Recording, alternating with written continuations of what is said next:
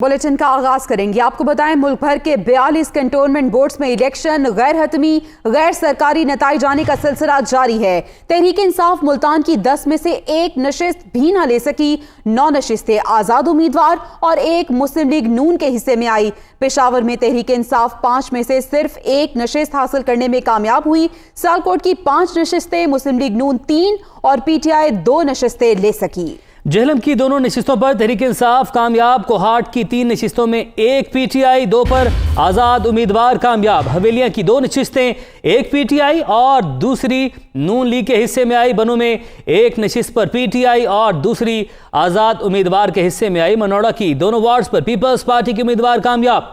पन्नू आकिल की बात करें तो एक नशिस्त पर आज़ाद उम्मीदवार कामयाब। दूसरे वार्ड पर इलेक्शन मुलतवी हो गया। मर्दान की 2 नशिस्तें, एक पर आज़ाद उम्मीदवार और दूसरी एएनपी लेवड़ी।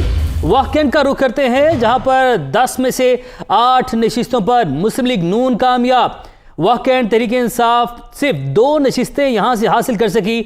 ओकाड़ा का रुख करते हैं, 5 में से 4 नशिस्तों पर आज़ाद उम्मीदवार कामयाब, जबकि पाकिस्तान तहरीक इंसाफ जिसकी मरकज़ में हुकूमत है, 1 सीट ही जीत सकी। एबटाबाद की 10 नशिस्तों में से पीटीआई 4 पर कामयाब हुई और नून लीग 3, आज़ाद उम्मीदवार 2 और पीपल्स पार्टी 1 नशिस्त जीत सकी। योग का रुख करें। कंटोनमेंट बोर्ड इलेक्शन दोनों वार्ड्स पर बीएपी कामयाब हुई। हैदराबाद में 7 नशिस्तों पर एमक्यूएम, 3 पर पीपल्स पार्टी कामयाबी हासिल कर सकी।